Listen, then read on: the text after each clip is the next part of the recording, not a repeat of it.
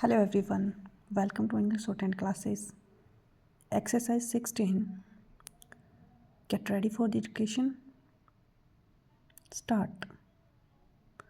Mr. Deputy Speaker, Sir, I support this budget and also I would like to congratulate the Honorable Prime Minister for presenting an unique budget in which attention has been paid to every section of society.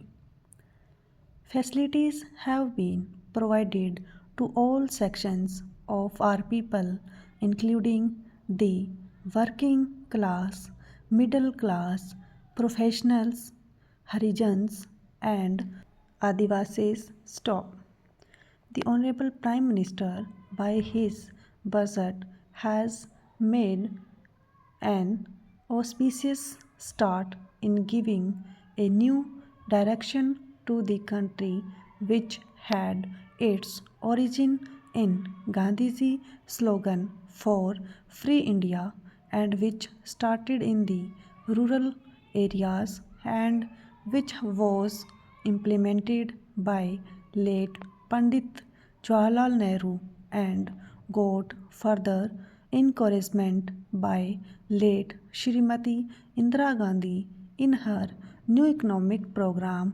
That is why the Honorable Prime Minister began his budget speech by stating that our chief aim is to eliminate poverty and to build a beautiful, modern, progressive, and stable economy.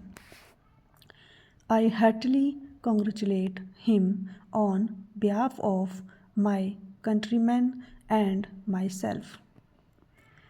He said that 90% of our economy is dependent on agriculture, and in the second line, he said that agriculture is the bedrock of our economy.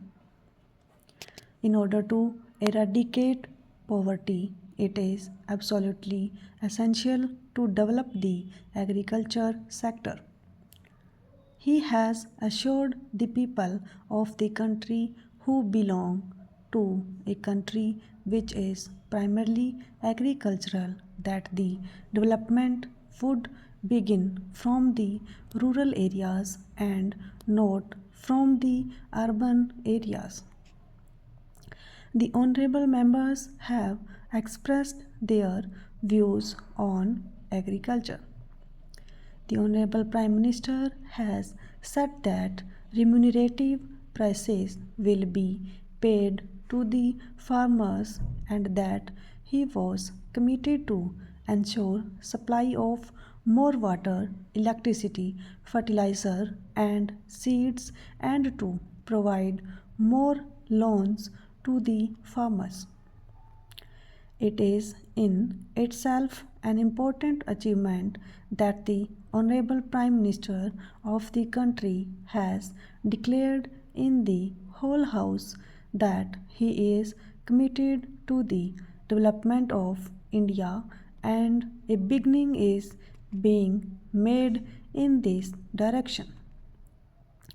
There can be no two opinions about it that under the leadership of the present Prime Minister, those areas of the country which had remained backward for the last 50 years would now be able to make rapid progress. Concessions have been granted not only to agriculture but to industries as well, particularly to the small scale units, for example, the leather industry. In case of plastics, textiles, dhoti, and sulabh sarees, excise duty has been reduced to 60%. Apart from it, he emphasized that the defense buildup in the world today is one of the reasons for international tension. In this situation, we are also trying to strengthen our defense. In this regard, he said that in the current situation, highest priority has been given in the year 1987-88 to maintenance of tempo of the ongoing schemes and to ensure the security of our borders.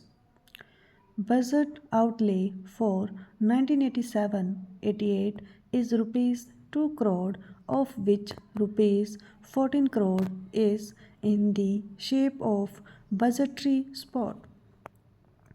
By this outlay, if 36% of the targets of the 7th 5-year plan could be achieved, it would be a record achievement. Our borders have become more secure and will be strengthened even more. It is also a matter of pride. Along with it, I would also like to make my submission in regard to education. The Honorable Prime Minister had made announcements regarding education policy at the very outset. This year, rupees 800 crores have been earmarked for it. Now, through the new education policy, we would be able to provide quality education to those children who, for some reasons, are not able to go to towns for higher education. The more education spreads in this country, the more will it unite, make strong and integrate. Until we inculcate spirit of nationalism in our children, our country cannot make progress. Hence, I would request you to adopt a system of education by which we build national character of our children. Hence, our education policy should be such which would build the character of the children, and this thing should be emphasized. Today, we see that the state of our primary education in the rural area is very miserable. The buildings of the primary schools have fallen to the ground, and the children study under the shade of trees. The schools remain closed during the rains and the winter season, and in most of the schools, the teachers do not even attend schools regularly.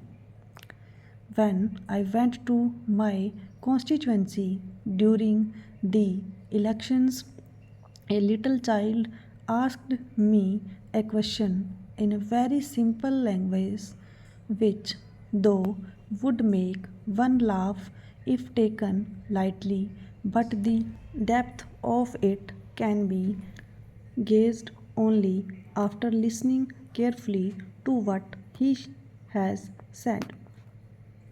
You can easily infer from it that even a little child knows that the teachers do not attend schools. It is a very serious matter and it should be given due consideration. Such laws should be framed so that there could be maximum spread of education in the rural areas. Stop.